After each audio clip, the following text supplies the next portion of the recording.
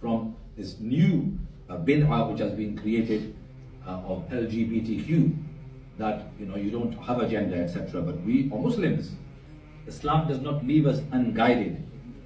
It tells you that your gender has been given to you by Allah. The Quran does not leave you unguided, nor does the Prophet ﷺ. And it tells you that Allah is the one who gives you yahabu lillahi mulku samawati wal ard yakhluqu ma yasha. He is the one who creates whatever He wants to. And yahabu liman yasha'u inatha wa yahabu liman yasha'u dhukur. He is the one who bestows you, who gives to you daughters, and He is the one who gives to you sons. So whatever gender you are born with, Islam tells you that is your gender. So these people who are activists, who are promoters and advocates of the LGBTQ theory, you should be teaching your children that this does not apply to you. It is inapplicable, it is not relevant to Muslims.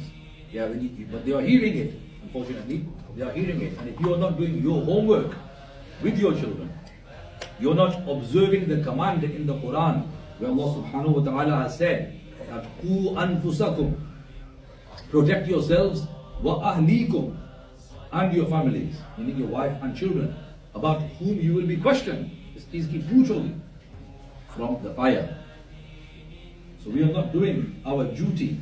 We are not fulfilling the command, fulfilling the command of complying with the command of Allah subhanahu wa ta'ala and Rasulullah sallallahu alayhi wa sallam. Then where is our care one for them? We care about them being having a good job, a good career. We want them to be a doctor, an engineer, a dentist, an astronaut, and so on and so forth. But how many of us want them to be a good Muslim? This should be our primary concern, that we want them to be a good Muslim, to follow the ways of Rasulullah sallallahu alaihi wasallam, to follow the ways of the Sahaba, to instill in their hearts the fear of Allah, to remind them that Allah is always watching you. Rasulullah alayhi salatu wasalam, with the idhn of Allah, your actions are presented to Him. He can see you from Medina Munawwara. And we should be ashamed if we are doing bad deeds, according to Rasulullah says. He will be displeased. What will Allah say when we are disobeying Him? And this is what we need to instill in our children, the fear of Allah subhanahu wa ta'ala. As it is the fear of Allah that will protect you from violating the Sharia, from failing to command with the command of Allah subhanahu wa ta'ala and Rasulullah sallallahu alaihi wasallam. In Surah Al-Fatiha, we supplicate to Allah and say that guide us to this, enable us to follow the straight path. And the straight path is the one upon whom Allah bestowed His favor, which is the favor of Iman and doing amal salihat, performing good deeds. And then we say, do not make us follow the ones who earned your anger. The ones who earned your anger, who are the Jews, the Maghdub, nor the Dhalin, the Christians. Yet our children are going to their schools. Sometimes we have options for them to attend Islamic schools, but we want to save money.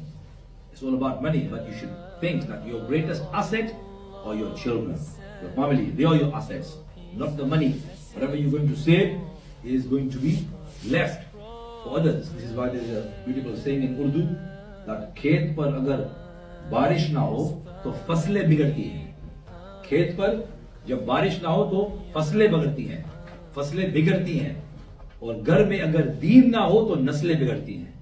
So we need to have an environment within our homes of the deen of Islam, in which we are nurturing our children the deen of Islam. May Allah subhanahu wa ta'ala give me and you the tawfiq. Wa akhiru da'wana alhamdulillahi rabbil alameen.